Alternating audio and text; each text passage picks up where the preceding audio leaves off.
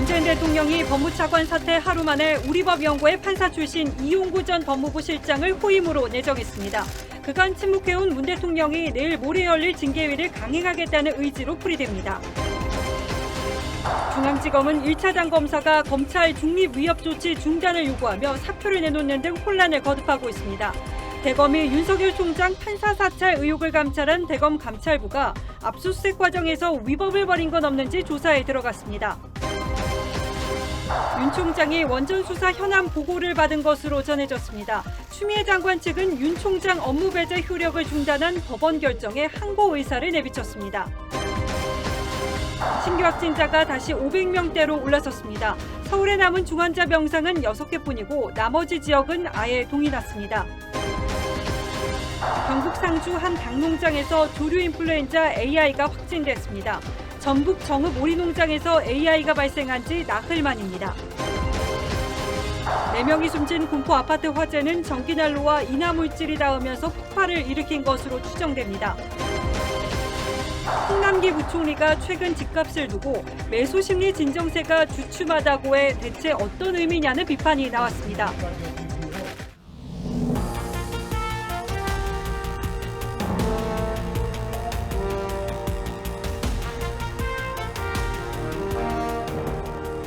안녕하십니까. 뉴스나인의 신동욱입니다. 추미애 장관의 검찰총장 직무 배제로 시작된 1라운드는 윤석열 총장의 완승으로 끝났습니다.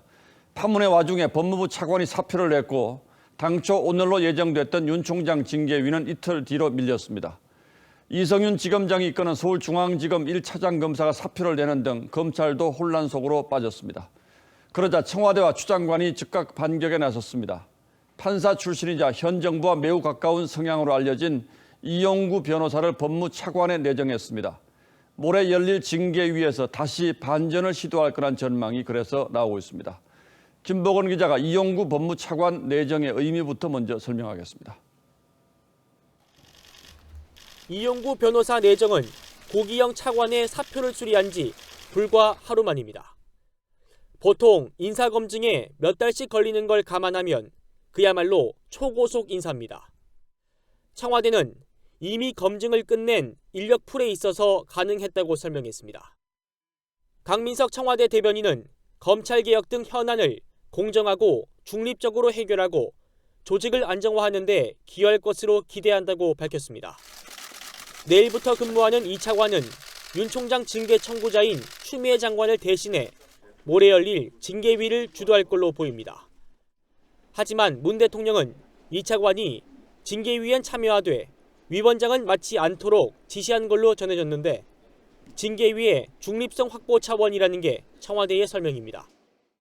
청와대 관계자는 대통령은 징계위의 결정을 그대로 집행할 수밖에 없다며 징계위가 공정하고 투명하게 열리는 것에 집중하고 있다고 했습니다.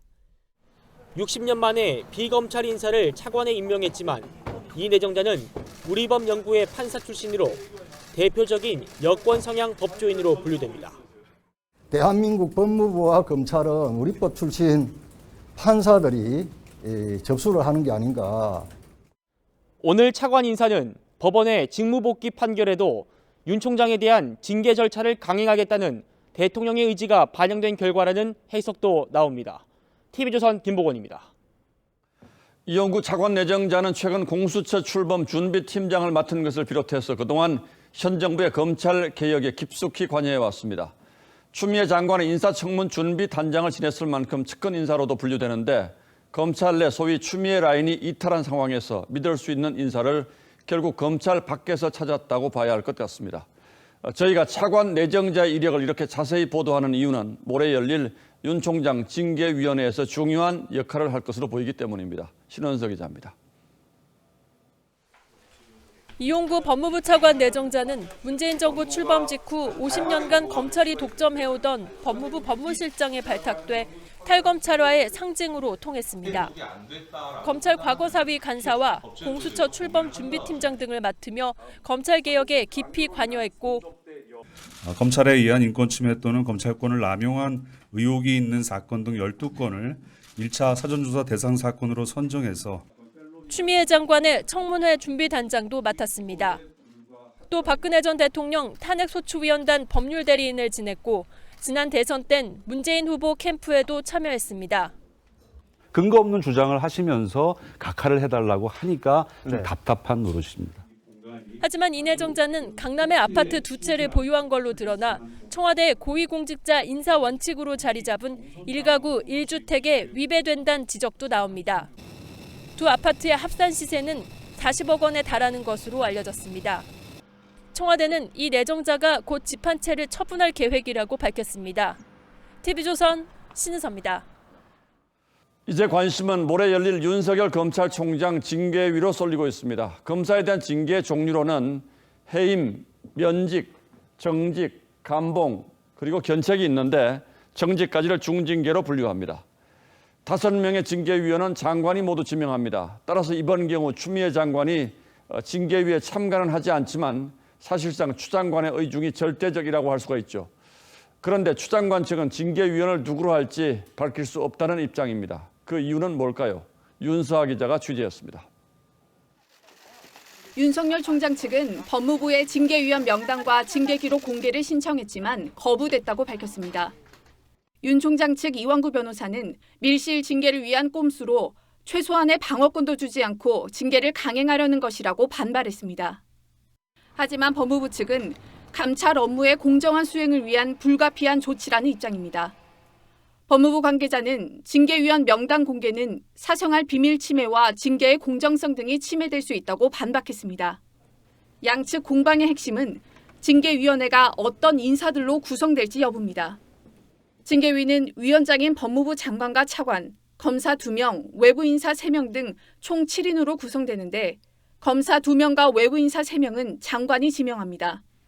징계위 개최에 반대해 사퇴한 고기영 전 차관의 빈자리는 이용구 신임 차관이 채웁니다.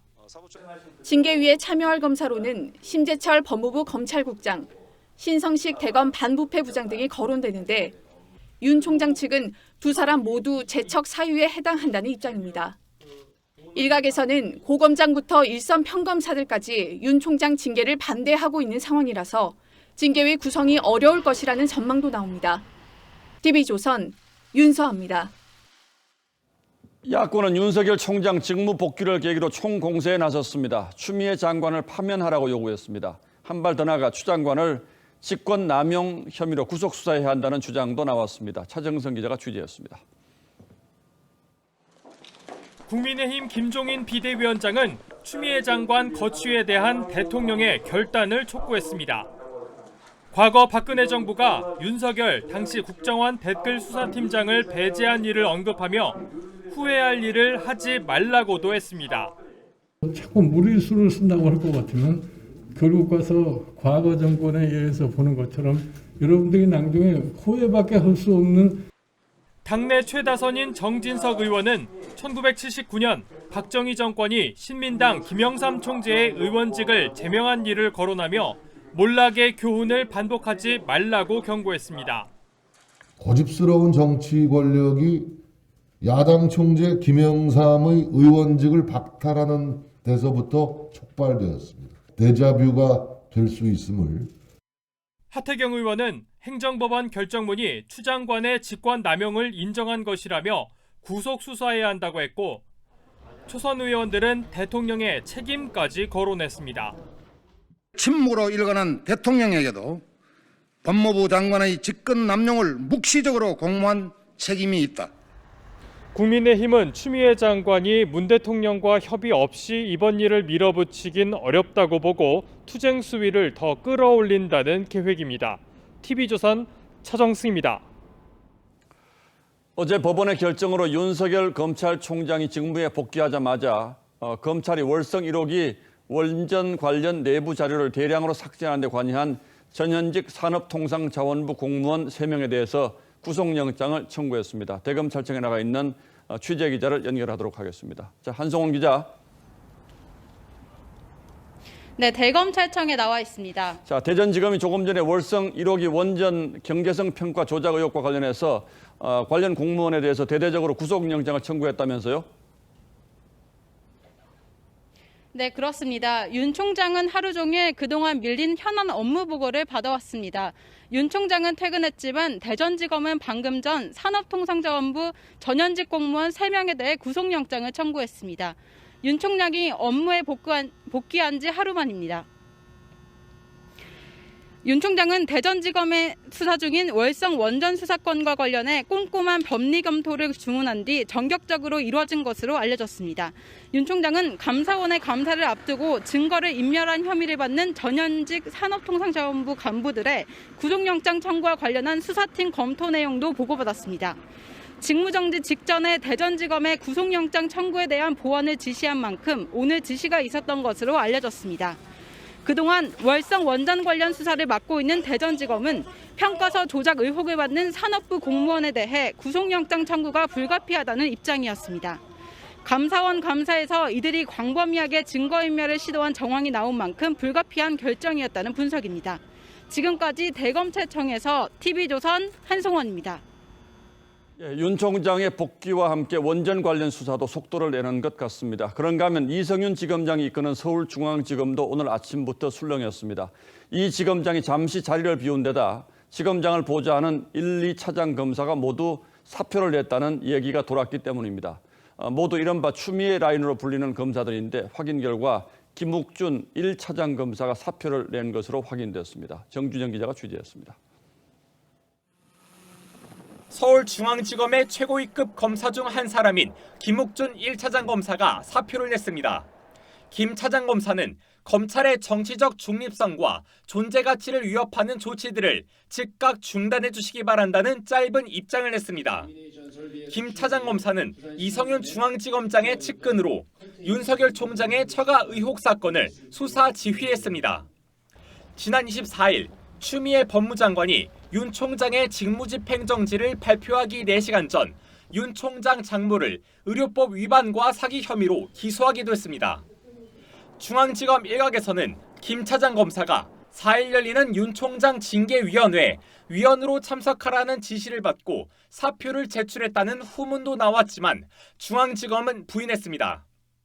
이성윤 지검장도 반차를 내고 최성필 2차장 검사도 사의를 표명했다는 이야기도 나오면서 중앙지검은 하루 종일 어수선했습니다. 중앙지검은 2차장 검사의 사의설은 사실이 아니라고 했습니다. 앞서 중앙지검에선 부부장 검사, 평검사에 이어 부장검사들이 윤 총장에 대한 추장관 처분을 비판하는 집단 성명을 내기도 했습니다. TV조선 정준영입니다. 논란은 이른바 판사 사찰 문건으로도 확산하고 있습니다. 이 문건은 윤 총장을 직무에서 배제하고 징계를 청구한 가장 핵심적인 근거여서 그 내용은 물론 어떻게 만들어졌는지 절차도 매우 중요합니다. 그런데 검찰과 법무부 내부의 추미애 장관 측근 검사들이 사전 교감하에 이 문건을 만들었다는 정황이 드러나고 있습니다. 이재중 기자가 취재했습니다. 이른바 판사 문건은 한동수 감찰부장으로부터 나온 것으로 확인됐습니다. 문건의 위법성 검토를 맡았던 법무부 감찰 담당관실 소속 이정화 검사는 어제 감찰위에서 채널A 사건 등을 조사할 때 한동수 대검 감찰부장이 문건을 제출했다고 진술했습니다. 당시 한 부장은 문건 입수 경위를 밝히지 않았는데 상관인 박은정 법무부 감찰 담당관이 입수 경위를 어떻게 쓰라고 지시했다고도 했습니다. 대검 수사정보정책관실이 문건을 작성해 심재철 당시 대검 반부패부장에게 넘겼고 문건에 문제가 있다고 판단한 심 부장이 이를 다시 한 부장에게 전달했다는 취지로 정리하라고 지시했다는 겁니다. 이 검사는 또 발표 40분 전 징계 사실을 알게 됐으며 자신은 조사가 부족하다고 생각했지만 이미 징계 청구가 이루어졌고 직무상 의무 위반이 되지 않는다는 2차 보고서를 써도 받아들여질 가능성이 없어 보고서를 수정하지 않았다고도 진술했습니다. 이 검사는 또 징계 발표가 이루어진 사흘 뒤인 11월 27일 박 담당관이 직권남용죄가 성립되지 않는다는 내용을 빼라고 지시해 삭제했다고 진술했습니다. 판사 출신 한 변호사는 이 같은 내용이 사실이라면 박 담당관의 직권남용 가능성이 높다고 지적했습니다. TV조선 이재중입니다. 그런가 하면 어제 감찰위원회에서는 법무부가 감찰 규정을 고친 시점도 논란이 됐습니다. 추미애 장관이 윤석열 총장에 대한 감찰에 착수한 지 엿새나 지난 뒤에야 부랴부랴 감찰 규정을 바꾼 것으로 확인됐기 때문입니다. 즉 윤 총장에 대한 감찰을 시작하고 나서 절차상의 문제점이 발견되자 뒤늦게 규정을 바꾼 거란 해석이 가능합니다. 이게 어떤 의미가 있는지는 변재영 기자가 더 자세히 설명하겠습니다. 법무부가 윤석열 총장에 대한 감찰 조사를 지시한 건 지난 10월 28일입니다. 추미애 장관은 박은정 법무부 감찰 담당관에게 윤 총장 관련 민원 4건이 접수됐으니 조사해보라고 지시했습니다.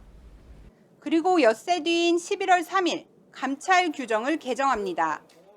개정 전 감찰 규정 제4조는 중요사안 감찰에 대해 감찰위원회의 자문을 받아야 한다고 돼 있는데 자문을 받을 수 있다는 임의 조항으로 바뀌었습니다. 한 감찰위원은 법무부는 감찰위원장에게도 해당 규정 개정 사실을 알리지 않았다고 말했습니다. 감찰위에 출석한 법무부 소속 장형수 검사는 오해의 소지가 있을 수 있다고 보고했지만 윗선에서 확대 해석하지 말라고 했다고 진술한 것으로 알려졌습니다. 감찰 책임자인 류혁 법무부 감찰관도 윤 총장에 대한 직무 배제와 징계 청구를 추 장관의 발표 4시간 전에야 알게 됐다고 진술한 것으로 전해졌습니다.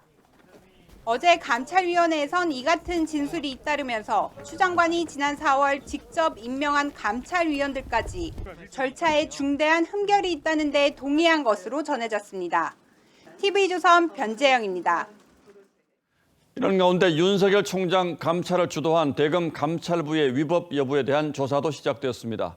윤 총장에 대한 전방위 감찰과 수사정보정책관실 압수수색 과정에서 인권 침해나 절차를 위반한 의혹이 있다고 판단한 겁니다. 한동수 대검 감찰부장은 조국 전 법무부 장관이 사퇴하기 전 청와대 임명을 요청한 이른바 추미애 라인의 핵심 인물로 평가받고 있습니다. 김태훈 기자가 취재했습니다.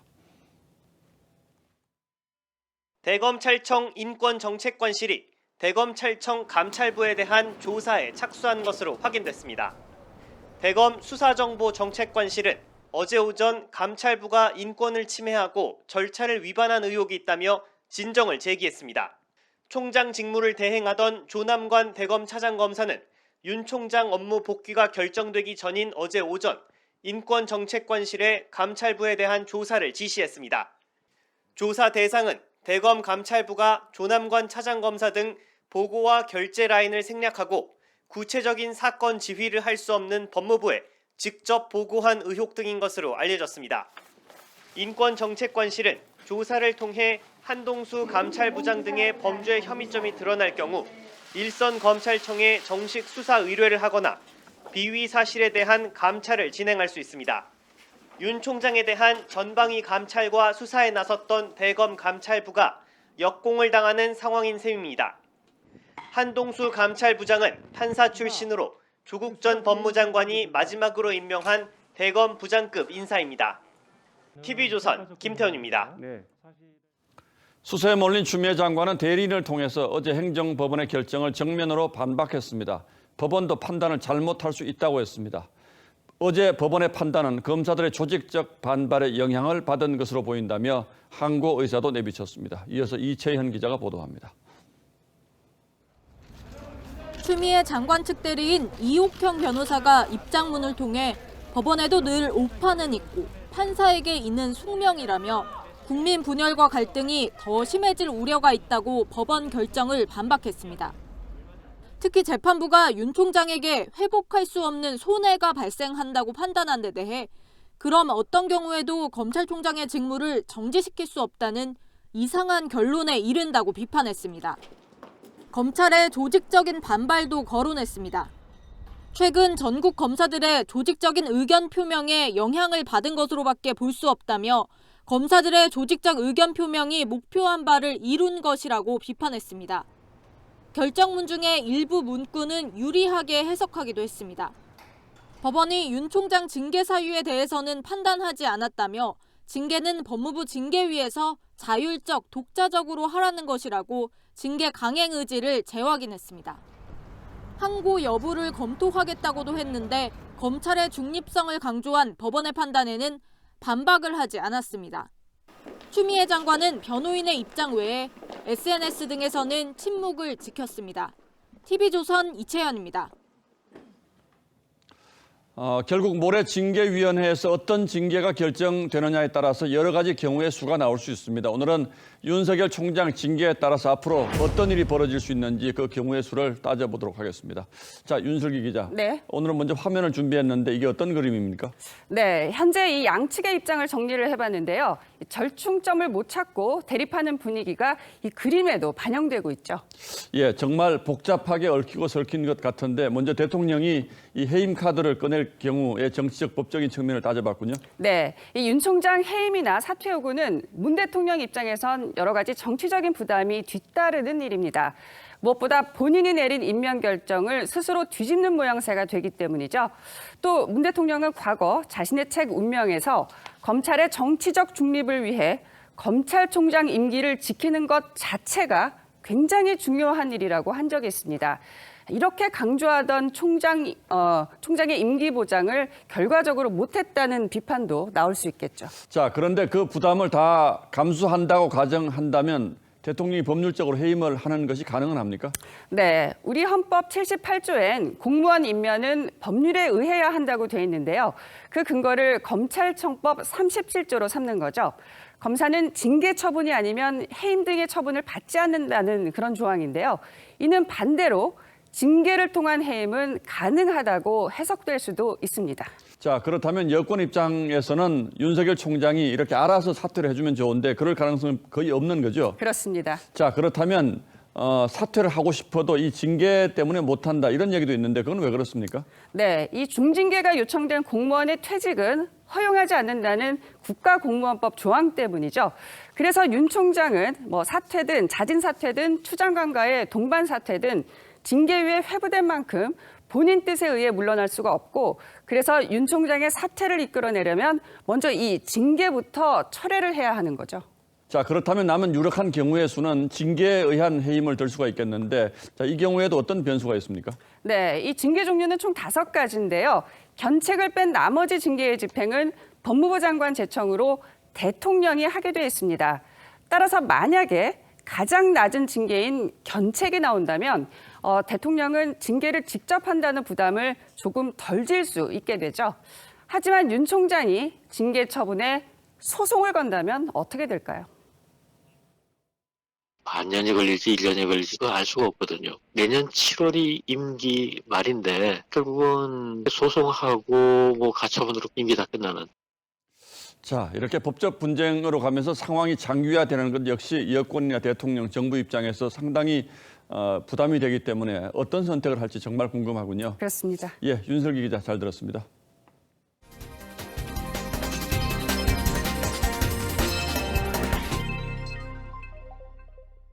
다음 뉴스입니다. 11명의 사상자를 낸 군포 아파트 화재 원인을 밝히기 위한 조사가 시작됐습니다.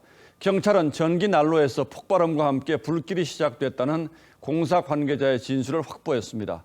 인테리어 공사 마감재로 쓰인 우레탄 폼과 폭발의 연관성도 조사하고 있습니다. 구자영 기자가 취재했습니다. 경찰 감식반이 화재 현장을 조사합니다. 합동 감식반은 오늘까지 2차례에 걸쳐 화재 현장을 조사한 결과 전기난로와 세시공사 마감재로 쓰는 우레탄폼 용기 15개를 발견했습니다.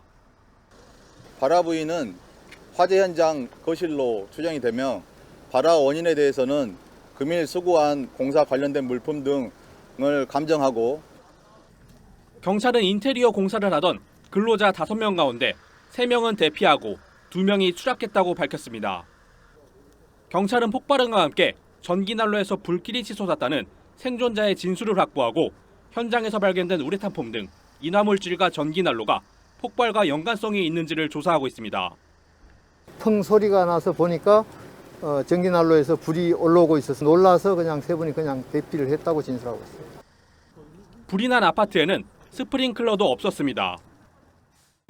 26년 전 지어진 이 아파트는 15층 이하라 당시 소방법상 스프링클러 의무 설치 대상이 아니었습니다. 소방당국은 이 아파트가 탈출용 왕관기 설치 대상도 아닌 것으로 파악했습니다. 경찰은 화재 원인 파악과 함께 시공업체 등을 대상으로 안전규정 위반 여부도 조사할 계획입니다. TV조선 구자영입니다.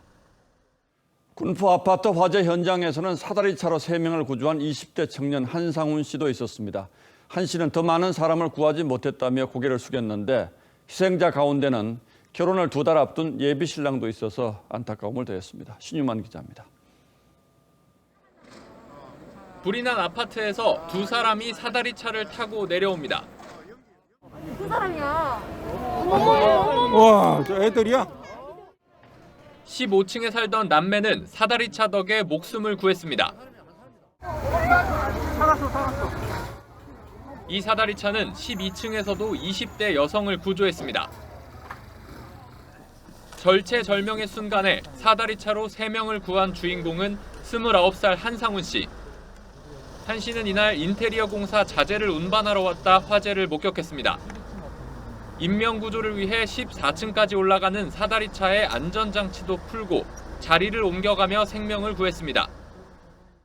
망가지면 어차피 고치면 되니까 그냥 일단 사람부터 구하자. 그 생각으로 그냥. 한 씨는 4명이 숨지고 1명이 중태에 빠졌다는 소식에 죄송한 마음이 앞섭니다. 죄송했죠. 그 3분한테는. 창밖으로 그냥 손짓만 하셨었으면은 제가 충분히 구할 수 있었던. 12층에서 떨어져 숨진 32살 A씨는 내년 2월 결혼을 앞둔 예비 신랑이었고 11월달에 결혼하려고 하다가 코로나 때문에 연기해서 2월달에 연기한 거예요. 네, 근데 사고 난 거지. 그리고 15층 계단에서 숨진 아파트 주민 35살 B씨는 6살 난 아들을 둔 것으로 알려졌습니다. 이웃 주민들은 화재 현장에 국화를 헌화하며 희생자들을 추모했습니다. TV조선 신유만입니다. 거리두기 강화에도 코로나 신규 확진자가 또 500명대로 올라섰습니다. 이렇게 확산세가 잡히지 않으면서 자가격리자는 7만 명을 넘어서서 역대 최대치를 기록했는데요. 정부는 주말쯤에는 거리두기 효과가 나타날 것이라고 봤습니다마는 이 새로운 집단 감염이 잇따르는 게 문제입니다. 송민선 기자입니다. 서울 강남구에 있는 콜센터입니다. 지난 29일 근무자 1명이 첫 확진된 이후 동료 8명이 추가 감염됐습니다. 환기가 덜 된 상태에서 난방기의 바람이 문제였습니다. 해당 콜센터는 방역수칙 준수에 노력하였으나 공조가 확진자 쪽으로 공기가 퍼지는 형태이며 서울 마포구 홈쇼핑 업체와 강남구 영어보습학원, 구로구 고등학교 등 기존 집단에서도 계속 확진자가 늘고 있습니다. 비수도권 지역에선 청주 화학회사에서 8명, 대전 유성구 주점과 관련해 9명, 군산 아파트 보수업체 10명 등 새로운 집단 감염이 잇따르면서 전국 17개 모든 시도에서 확진자가 나왔습니다. 수도권 등의 거리두기 단계를 올린 지 9일이 지났는데도 확산세가 수그러들지 않고 있는 겁니다. 연일 확진자가 늘면서 자가격리자는 7만 2천여 명으로 역대 최대치를 기록했습니다. 필요한 경우에는 신속하게 수도권과 전국의 단계를 상향해서 감염 확산을 차단할 수 있도록 검토하고 있습니다. 정부는 다음 주 초까지는 거리두기 격상 효과가 나올 것으로 전망했습니다. TV조선 송민선입니다. 매일 400~500명씩 환자가 쏟아지면서 또다시 병상 부족 현상이 벌어질 조짐입니다. 현재 서울에 남은 중환자 병상은 6개뿐이고 부산 등은 아예 동이 났습니다. 지난 1차 유행 때처럼 치료의 골든타임을 놓치는 건 아닌지 우려됩니다. 정은혜 기자입니다. 지난 10월 30개의 코로나19 치료 병상을 긴급히 마련한 국립중앙의료원. 이 가운데 음압시설과 에크모 등 특수장비를 갖춘 중환자 전담 병상은 14개가 있는데 대부분 다 찼습니다. 14개 중에 12개가 가용한데 4개가 남아있는 거고. 서울에 남은 중환자 병상은 이 4개를 포함해 이제 6개뿐입니다. 부산 등 5개 권역은 이미 없습니다. 지난달 중순까지 50명대에 불과하던 위중증 환자가 보름 만에 100명을 넘어섰기 때문입니다. 서울시는 대형 병원에 중증 환자 전담 병상을 늘려줄 것을 요청했지만 한계가 있습니다. 일반 병상보다 공간이 많이 필요하고 각종 의료 장비와 숙련된 간호사 등 인력까지 확보해야 하기 때문입니다. 중환자실을 4~5병상을 딱 늘리더라도 거기에 의사 한두 명에다가 간호사 한 10~15명을 추가로 넣어야 되는데 아무리 대학병원이 여유가 있다고 해도 갑자기 어디서 뽑아가지고 넣을 수가 없잖아요. 근본 대책은 감염병 전담 공공병원 설립입니다. 민간병원이나 국립대학병원을 포함해서 재난 시에 감염병 환자나 재난 환자를 볼 수 있도록 체계를 갖춘다. 지난 대구 1차 유행 때처럼 위중 환자들이 치료 골든타임을 놓치는 일이 재현될 수 있다는 우려가 커지고 있습니다. TV조선 정은혜입니다. 거리두기 강화로 호텔이나 게스트하우스를 이용한 연말 행사와 파티가 금지됐죠. 밤 9시 이후에 술집 등의 영업이 중단되자 일부 젊은이들이 파티룸을 이용해서 유흥을 즐기고 있는 상황도 반영이 된 건데, 그런데 정작 파티룸은 업종 분류상 단속 대상이 아닌 것으로 저희 취재에서 파악됐습니다. 이 파티룸이 방역에 구멍이 되는 건 아닌지 황병준 기자가 단독 보도합니다. 서울 홍대 인근의 파티룸들. 연말을 맞아 예약이 잇따르고 있습니다. 토요일은 홍대점은 다 마감이고 다다음 주부터는 좀 거의 다 많이 빠져가지고 크리스마스까지는 다 차 있어요. 정부는 지난 주말 수도권에선 숙박시설이 주관하는 행사나 파티를 금지한다고 밝혔습니다. 각 지자체에 파티룸도 방역을 점검하라는 지침을 내렸습니다. 하지만 지자체들은 파티룸 현황조차 파악하지 못하고 있습니다. 현황이 없기 때문에 관리되는 시설이 아니기 때문에 그 부분은 할 수 없는 부분이죠. 파티룸이 침구류를 제공해 잠을 잘 수 있는 숙박업 형태로 운영되는 곳이 많은데도 공간임대업으로 등록돼 있다 보니 관리 대상에 포함되지 않은 겁니다. 어느 부서에서 점검할지 근거도 없습니다. 파티룸은 방역관리자가 없거나 상주하지 않는 경우가 대부분입니다. 서울시는 또 객실 10개 미만의 소형 게스트하우스 등 1,400여 곳은 점검 계획이 없다고 밝혔습니다. 파티를 금지한 정부 지침이 실효성이 없는 게 아니냐는 우려가 나옵니다. TV조선 황병준입니다. 내일은 대학 수학능력 시험일입니다. 1993년 시작된 뒤에 28년째인데 처음으로 12월에 치러지죠. 코로나로 연기된 탓인데 사상 초유의 전염병이 우리 입시 풍경을 확 바꿔놓고 있습니다. 코로나 수능에 오늘의 포커스를 맞췄습니다. 불과 1년 전 친구들과 강당에 둘러앉아 수험표를 받는 학생들. 다 함께 화이팅도 외치고 화이팅! 화이팅!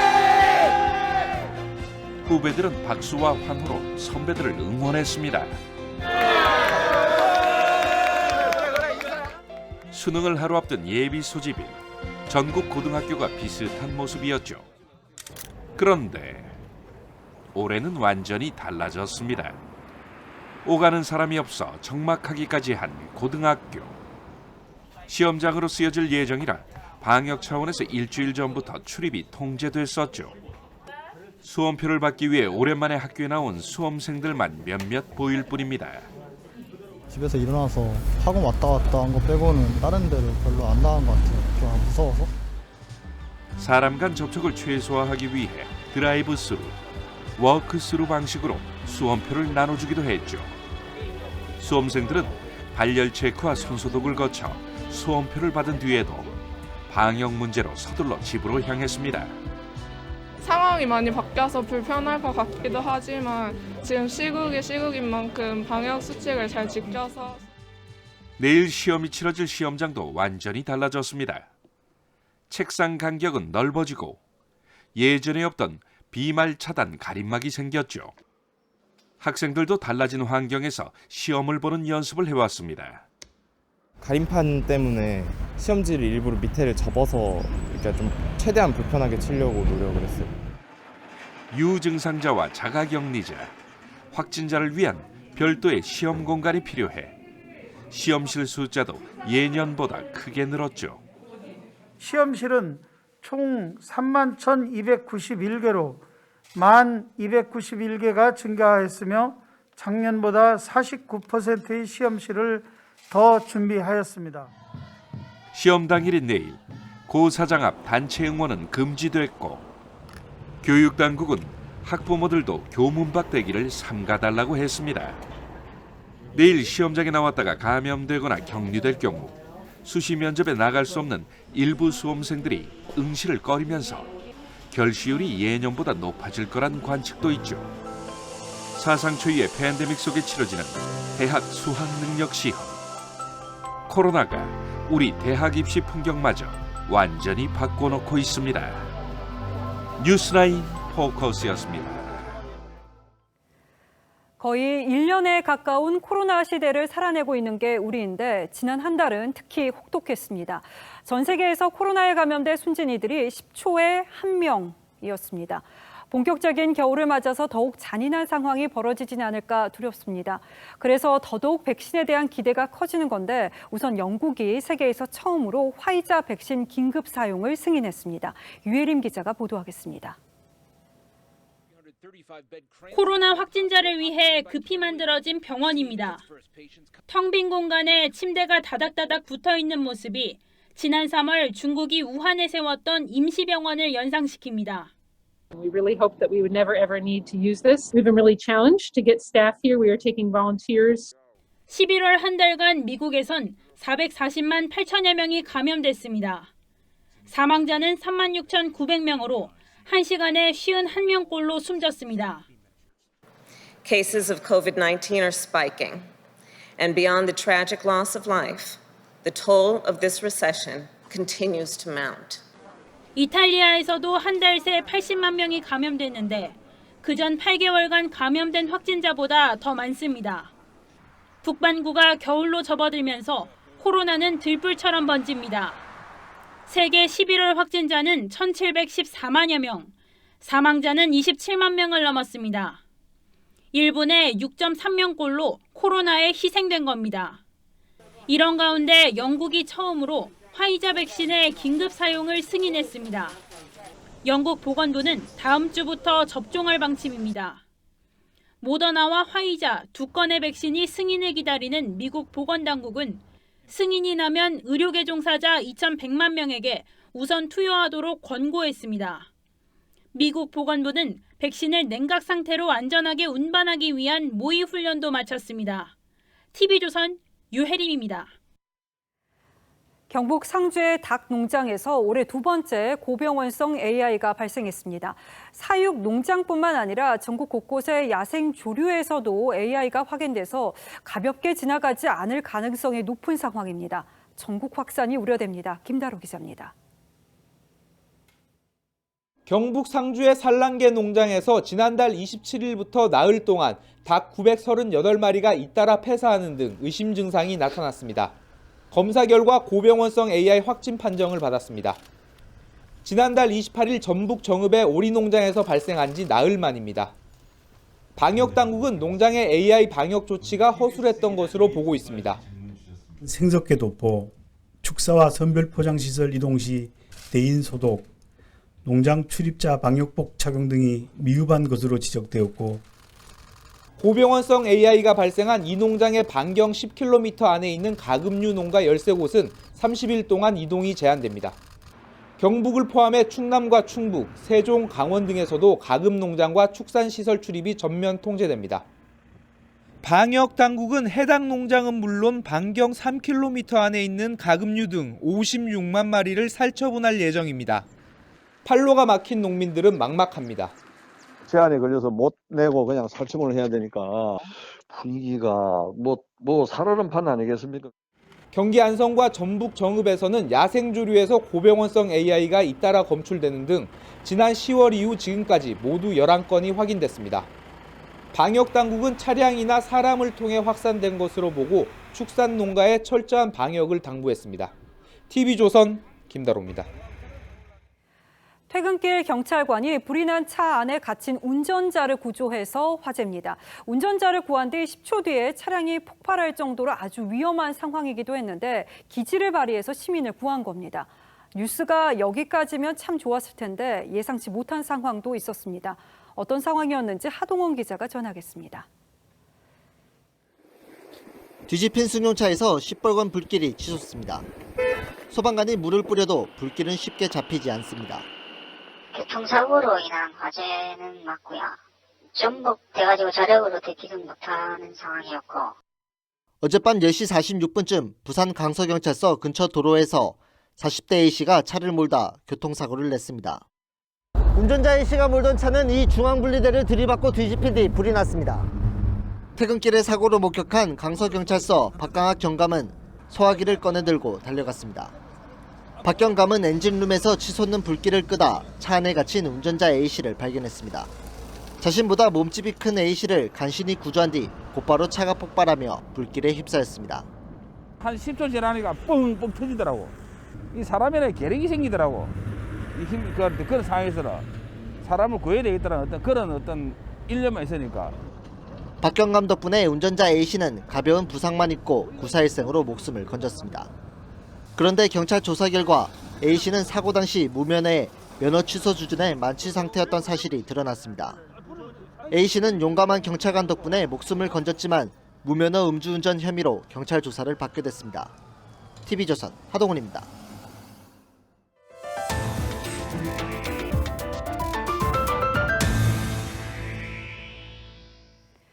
구세군 자선 냄비가 올해도 어김없이 등장했습니다. 코로나 불황에 감염 재확산까지 겹쳐서 아예 모금 목표액도 정하지 않았다고 합니다. 권영석 기자가 예년과 달랐던 구세군 모금 시작을 밀착 취재했습니다. 빨간색 냄비가 상자에 담깁니다. 10달 넘게 구세군 창고에 있던 냄비 320여 개는 수선 작업을 거쳐 전국의 모금 장소로 배송됐습니다. 감사합니다. 코로나 이후 첫 모금 활동, 시작을 알리는 시종식은 온라인 행사로 대체됐습니다. 코로나 통금에 거리 모금을 대신할 QR코드 기부도 생겨났습니다. 회사들 자체도 매출이 안 나오고 하다 보니까 기업적인 기부도 많이 줄었고요. 대면 모금 자체에 대한 사람들의 좀 만남에 대한 어려움들이 좀 있어가지고 우려 속에 거리로 나섰지만 빨간 자선 냄비엔 첫날부터 온정의 손길이 끊이지 않았습니다. 명동 한가운데 위치한 구세군 냄비입니다. 제가 1시간 정도 모금 상황을 지켜봤는데 유동인구가 많지 않은데도 10분 넘는 시민들이 온정의 손길을 나눴습니다. 춥지 않은 겨울 보내셨으면 좋겠어요. 적은 돈이지만 힘든 사람들한테 쓰인다는 게 되게 뿌듯하고 좋은 것 같아요. 금년에는 더 코로나 때문에 더 어려운 사람들이 많기 때문에 우리가 조금씩 마음을 합쳐서 좀 도와준다면은 사회가 좀 부드럽게 돌아가지 않나. 전국 330여 곳에 놓인 구세군 자선 냄비는 이달 말까지 이웃의 따뜻한 손길을 기다리고 있습니다. TV조선 권영석입니다. 예, 다음 뉴스입니다. 총 558조 원 규모의 내년도 예산안이 조금 전 국회 본회의에서 처리됐습니다. 당초 정부가 내놓은 예산보다 2조 2천억 원이 늘어난 슈퍼 예산입니다. 여기엔 3조 원대로 합의된 3차 재난지원금 예산도 포함되어 있습니다. 국회로 가보겠습니다. 자, 최원희 기자. 네, 국회에 나와 있습니다. 12월 초에 내년 예산안이 처리되는 건 오랜만에 보는 것 같네요.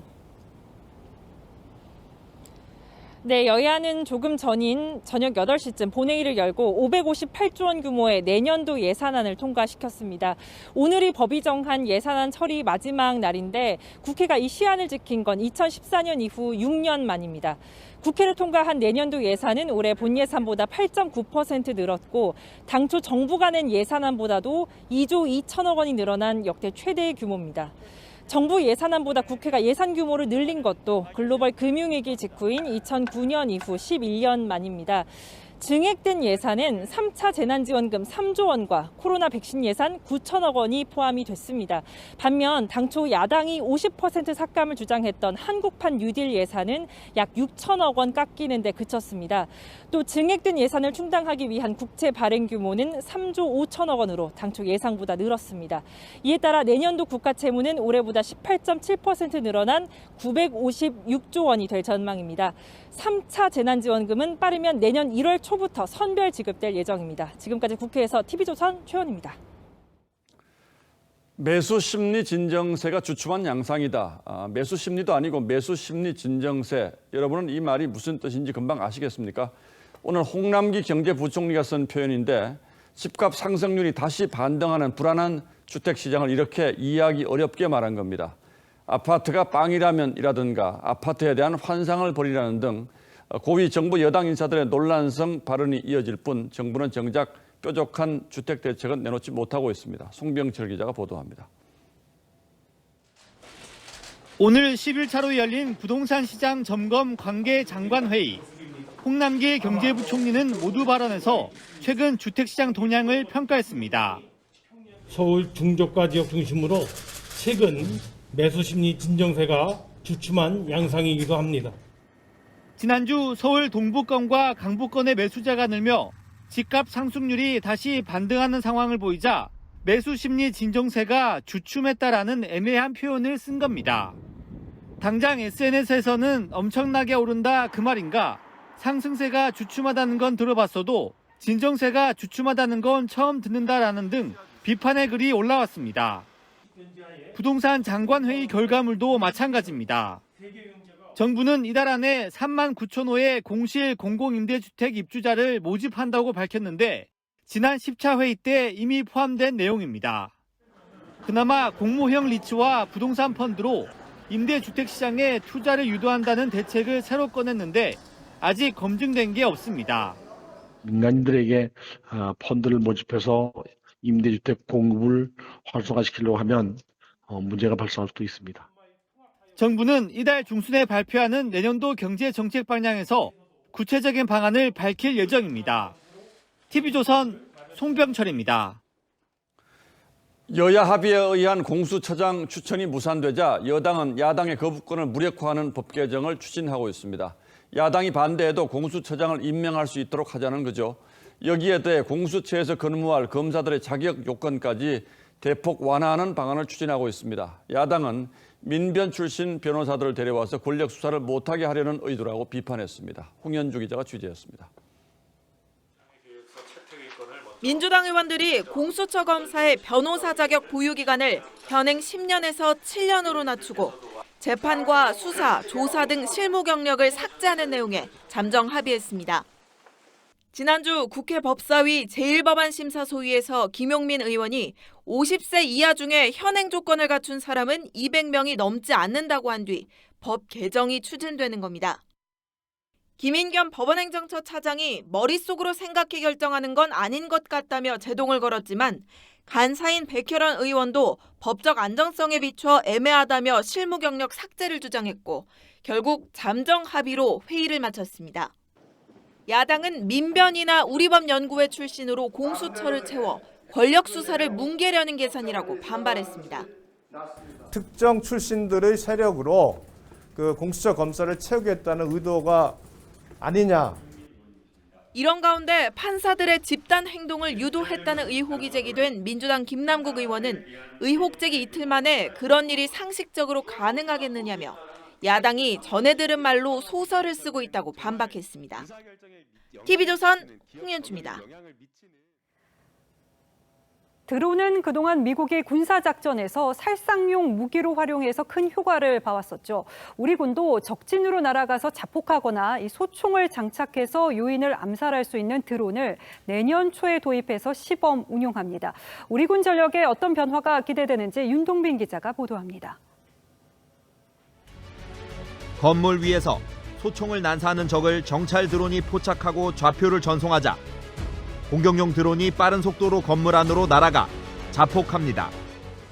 중동의 강소국가 이스라엘이 운용 중인 자폭형 드론 로템L입니다. 방위사업청은 오늘 국내 업체가 개발한 공격 드론을 도입하는 계약을 체결했습니다. 자폭 드론과 소총 조준 사격 드론, 정찰 타격 복합 드론 3종류입니다. 국산 공격 드론은 앞으로 6개월 이내에 군에 배치돼 시범 운용됩니다.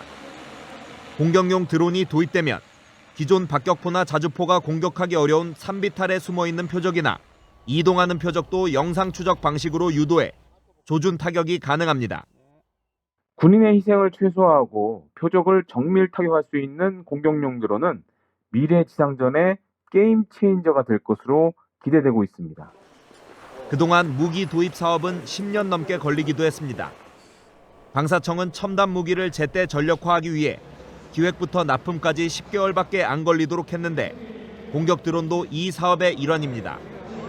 스마트폰 기반 지휘 전투체계, 무인 차량, 웨어러블 기기 등도 이 사업을 거쳐 올해 군에 인도될 예정입니다. TV조선 윤동빈입니다. 대기업 총수라고 하면 장막 속의 권위적인 모습을 떠올리는 경우가 많죠. 요즘 총수들은 영상과 사진을 활용한 SNS도 직접 하는 등 적극적인 소통에 나서고 있습니다. 류지연 기자가 취재했습니다. 온라인 채널에 깜짝 등장한 신세계 정용진 부회장. SNS 팔로워 47만 명이 있는 정 부회장은 평소 입담으로 커피 이름을 줄줄 말합니다. 허니 자몽 블랙티하고요. 네. 그다음에 제주 유기농 말차로 만든 라떼. 그다음에 나이트로 콜드브루. 대기업 총수들의 온라인 출연은 단순 기업 홍보를 넘어섭니다. 안녕하세요. 평소 직원들과 SNS로 소통을 해온 SK 최태원 회장은 취준생들에게 응원의 메시지를 전달하고 어려운 시기일수록 열정과 패기로 여러분의 꿈과 도전을 꼭 이루시기 바랍니다. 노출을 자제하던 현대차 정의선 회장은 온라인 소통을 통해 감독이 선수로 뛰고 있다는 평가를 받습니다. It's a very big challenge to reorganize a business model that is fundamentally very different. 함영준 오뚜기 회장과 BBQ 윤홍근 회장도 온라인상에선 딱딱한 회장 이미지를 벗어던집니다. 간을 조금 더 해도 될 것 같아요. 내가 결혼했을 때 심정. 순간순간마다 최선을 다해서 딸을 덜 받기 때문에 하나도 후회가 없어. 멀게만 느껴졌던 총수들의 등장에 시민들의 반응도 긍정적입니다. 처음에는 너무 낯설게 느껴졌는데 이제 여러 총수들이 나오는 거 보니까 이미지도 확실히 친근하게 느껴졌고 회장의 권위를 내려놓고 친수감을 통해서 기업 이미지를 보다 젊고 역동적으로 만들 수 있다고 생각합니다. 권위적 모습을 탈피한 회장님들. 기업 이미지 제고와 보이지 않는 홍보 효과로까지 이어진다는 분석입니다. TV조선 류지연입니다. 할리우드 영화 엑스맨과 준호 등에서 씩씩한 여성 역을 맡아서 사랑을 받아온 배우 앨런 페이지가 남성으로 성전환을 했다고 커밍아웃했습니다. 이제부터 자신을 부를 때 남성 대명사를 써달라고 하면서 이름도 엘리엇으로 바꿨습니다. 송무빈 기자입니다. 영화 엑스맨에서 사물을 통과하는 초능력자로, 인셉션에서는 똑부러지는 대학원생으로, 캐나다 아역 배우 출신인 앨런 페이지는 할리우드 블록버스터에 출연하며 사랑을 받았습니다. 155cm의 작은 키에 앳된 얼굴로 성인이 되어서도 10대 역할을 많이 맡았습니다. 특히 스타덤에 오른 영화 주노에서는 어린 미혼모 역할을 능청스럽게 소화해 아카데미상 여우주연상 후보에 올랐습니다. 그런 페이지가 자신의 성별을 남성으로 바꿨다며 성전환한 사실을 고백했습니다. 페이지는 SNS를 통해 내가 트랜스젠더라는 사실을 공유하고 싶다고 말했습니다.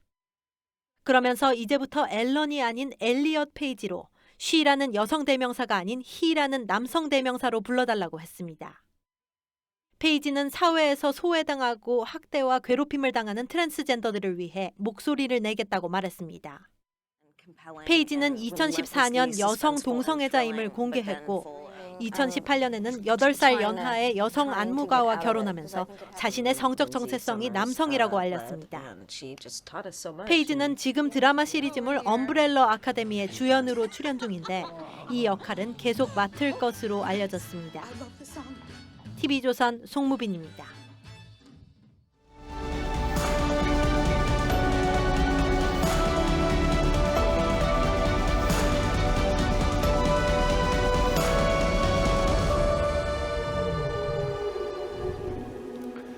영화 대호는 조선의 마지막 호랑이와 최고 포수의 만남을 그립니다. 호피를 탐낸 일본의 고관이 지리산 큰범 대호를 잡으려고 군사작전 벌이듯 산을 샅샅이 뒤지죠. 하지만 명포수 만덕은 사냥 명령을 거부합니다.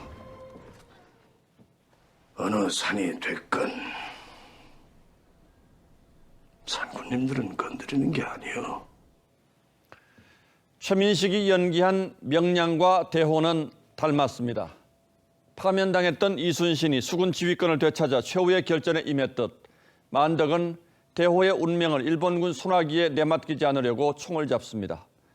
대호와 만덕 역시 야만과 광기의 시대에 외롭게 맞선 존재라는 점에서 닮았습니다. 그렇다면 김홍도의 걸작 송하 맹호도 한번 보시죠. 호랑이가 금방이라도 뛰쳐나와서 덮칠 것만 같습니다. 그 맹호 출림의 위엄과 기계가 담긴 조선 최고의 초상화가 윤두서의 자화상입니다. 시대와 타협하지 않고 권력에 비굴하지 않았던 그의 삶이 이 자화상에 그대로 서려 있습니다. 직무정지 일주일 만에 자리로 돌아온 윤석열 총장의 일성은 헌법 정신과 법치주의를 지키겠다는 것이었습니다. 전국 검찰 공무원에게는 정치 중립을 지키고 공정한 법 집행으로 국민의 검찰이 되자고 했습니다. 새삼스러울 것도 없는 이 말이 너무나 크게 들리는 이상한 시절입니다. 검찰개혁의 대의 명분 역시 이 말 속에 다 들어있는데 누구의 입에서 나오느냐에 따라서 너무나도 다르게 들리는 것은 또 왜인지 모르겠습니다. 그동안 윤석열 찍어내기에 동원됐던 온갖 명분과 낙인, 가전위법과 탈법의 민낯이 너무나도 한꺼번에 쏟아져 나오고 있어서 보는 사람이 당혹스러울 지경입니다. 법원은 총장 직무 배제가 검찰의 독립과 중립성을 보장하는 법 취지를 완전히 없애버렸다고 했습니다. 법무장관의 총장 지휘 감독권은 법질서 수호를 위해서 최소한에 그쳐야 한다고도 했습니다. 앞서 법무부 감찰위원회는 만장일치로 윤 총장에 대한 모든 조치와 수사가 부적절하다고 의결했습니다. 윤 총장 징계위원회를 주재해야 할 법무차관도 사임했습니다. 모두가 추미애 장관의 일방적인 폭주에 대한 심판과 경고라고 할 수 있습니다. 그런데도 청와대는 오늘 곧바로 법무차관 임명을 서둘렀습니다. 장애물이 나타나면 치우고 진격하는 군사작전을 닮았습니다. 그동안 여권은 이 문제를 검찰 개혁을 위한 불가피한 진통이라고 주장해왔습니다. 윤석열을 쫓아내고 공수처를 출범시키면 검찰 개혁을 완수했다고 축배를 들지도 모르겠습니다. 그리고 아직까지는 여전히 유효한 시나리오이기도 합니다. 하지만 진정 그것이 검찰 개혁입니까? 그렇게 하면 검찰의 독립성과 중립성이 보장되겠습니까? 그렇게 주장하면 또 국민들이 그렇게 믿을까요? 멈추지 않는 폭주 기관차가 결국 어디로 향할지 현명한 국민들은 이미 그 답을 알고 있습니다. 12월 2일 앵커의 시선은 폭주 기관차였습니다.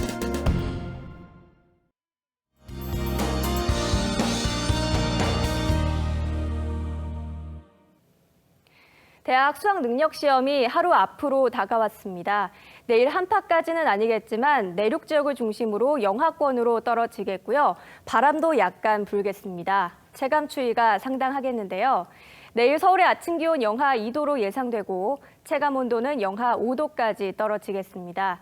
남부 지역은 전주가 0도, 대구는 1도에서 출발하겠습니다. 이번 수능 시험은 특히 쉬는 시간마다 환기를 해야 합니다.